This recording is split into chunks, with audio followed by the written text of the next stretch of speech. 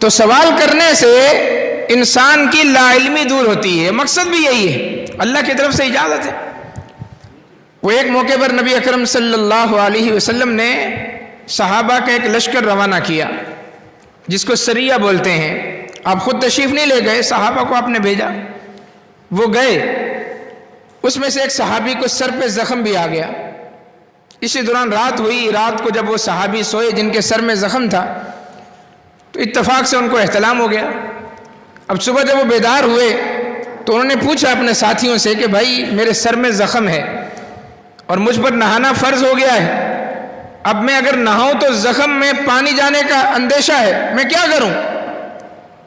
صحابہ نے کہا جی اس حالت میں تو نہانا ضروری ہے، نہائے بغیر کوئی چارہ نہیں، نہانا پڑے گا۔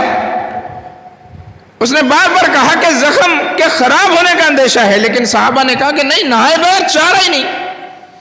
چنانچہ اس نے نہا لیا، سر کا زخم تھا، پانی گیا جس سے اس کا انتقال ہو گیا، فوت ہو گیا۔ اللہ اکبر۔ نبی اکرم صلی اللہ علیہ وسلم تک پہنچے، آپ تک بات پہنچی کہ اس نے مسئلہ پوچھا، صحابہ نے بتایا کہ نہانا پڑے گا۔ اللہ کے نبی نے فرمایا قتلوہ قتلہم اللہ، انہوں نے اسے مار دیا، اللہ ان کو مارے، اللہ ان کو مارے۔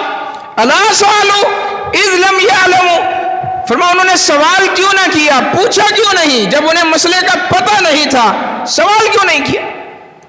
انما شفاء العی السوال، اس لیے کہ جس کے پاس علم نہیں ہے، جس کو مسئلے کا پتہ نہیں ہے، وہ گویا بیمار ہے، اور بیمار کی شفا سوال کے اندر ہے۔